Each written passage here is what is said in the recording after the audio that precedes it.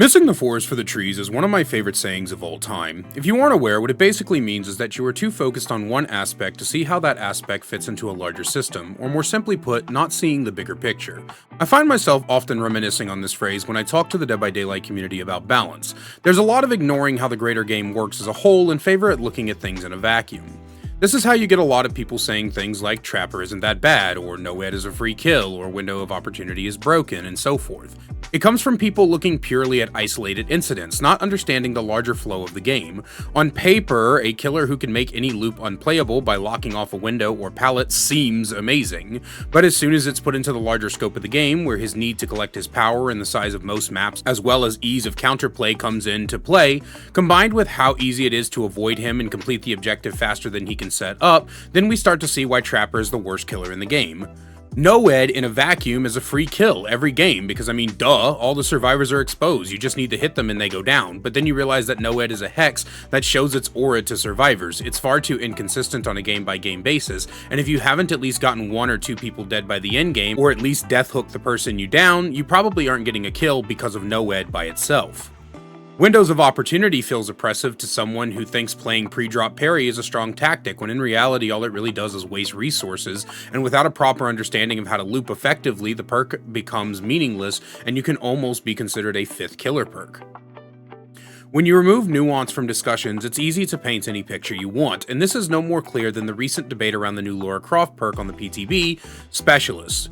If you're not aware of it, by the time you're seeing this video, Specialist is a perk that when you search or rummage a chest, gain a token up to 3. When you hit a great skill check on a gen, consume all tokens to permanently remove 4 charges per token consumed from the generator you are currently repairing. In my PTB review, I pointed out that all you need to do is run a shiny coin offering and appraisal, and this perk instantly becomes a problem due to the ability to just up and remove 8 seconds from any gen. Some people in the comments decided they were going to talk to me like I'm fucking 5 and start explaining basic math to me. Now granted, I understand that this is partially my fault, as the PTB videos are done without scripts, and oftentimes when I'm talking, I have a tendency to lean into more rage comedy as I'm a comedian first and foremost. So I didn't outright explain what I meant when I said that this buffs gen rushing, so now I'm making this video to explain, and hopefully by the end of this you'll all see where I'm coming from. More realistically, some of you will understand where I'm coming from, and some of you will opt to ignore every single fucking thing I say in favor of repeating points that I've already debunked, but this is YouTube comment section, so I'm just going to move on and ignore all of you who do that. In any case, there was a time when generators took less time to complete. I don't know what the exact charges required were, but at some point, behavior increased the number to 90 charges. A charge takes 1 second to complete, so gens take, as a base, no great skill checks, no perks, no toolboxes, 90 seconds. And this is still too fast. In the game of Dead by Daylight, survivors have one goal, one objective, and that's do gens. If they aren't being chased, they have literally nothing else to do but sit on gens, and a lot of times this results in gens rushing faster than a Dr. Disrespect fan rushes to defend him from the child diddling accusations he all but admitted to doing. Oh, he said he was only messaging the minor, not sexing them. Yeah, and that guy at the bar brought the hot goth bartender a shot because he only wants to be her friend. Don't worry about it.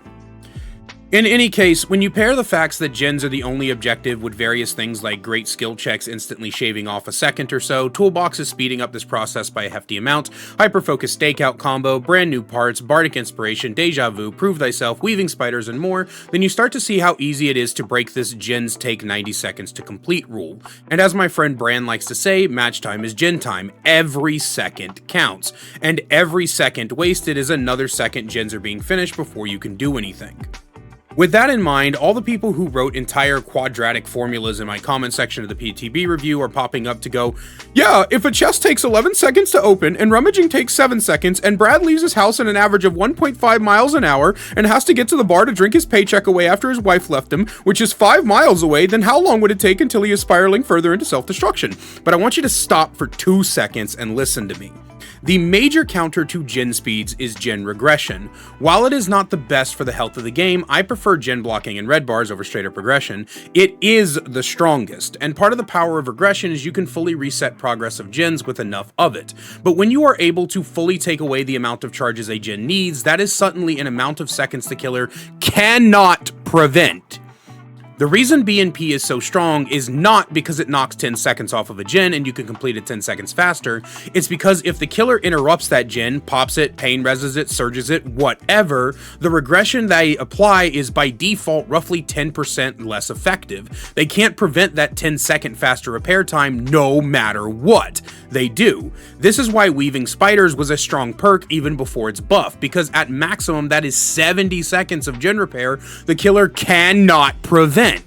And now with this new perk, survivors have yet another way to shave seconds off of the gen time, and the killer cannot prevent it. Do you see where I'm saying? Hopefully by now you're starting to understand where I'm getting at. It doesn't matter if it takes you 20 seconds to shave that 8 seconds off a gen. The point is that 8 seconds off a gen the killer cannot prevent. That gen is always going to be 8 less seconds away from being repaired. And again, this is only in a vacuum. Realistically, multiple people in the trial will have this perk, and multiple gens will be encroaching on this unpreventable 8 seconds of repair speeds. This long-term macro pressure is extremely powerful, essentially stopping the killer from doing full or almost full resets of pressure at any given time.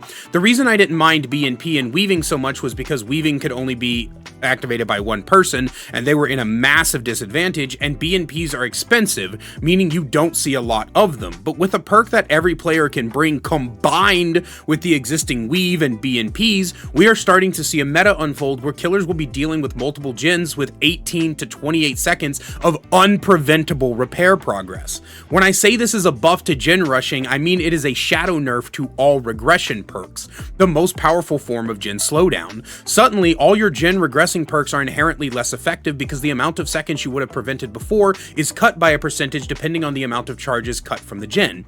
On top of all of this, you need to remember there are 4 survivors in any given trial, and a perk that gives a small amount of power give massive amounts of when multiple people run it. Like a statue who has the paint on the cock worn off from years of people rubbing it for their weird unfunny photo shoots. One person rubbing the copper cock wasn't a big deal, but when hundreds over the years rub the copper cock, its coating begins to peel, revealing the underlying layer of depression and edging. This is an unhealthy balance decision, and if behavior continues on this path, we will end up with gens being undefendable, and unless we get some stupid powerful chase or gen defense perks to compensate, it will feel like an uphill battle. I'm not saying I want killers to have an equivalent to this reduction of gen charges design. I'm saying I want this design as a whole to go away. Leave Weaving Spiders and BNP is the only 2 ways to accomplish this, and honestly, you could probably nerf BNP to only take 5 charges off now that we have Weaving Spiders. If this perk hits live as it is, it will cause problems.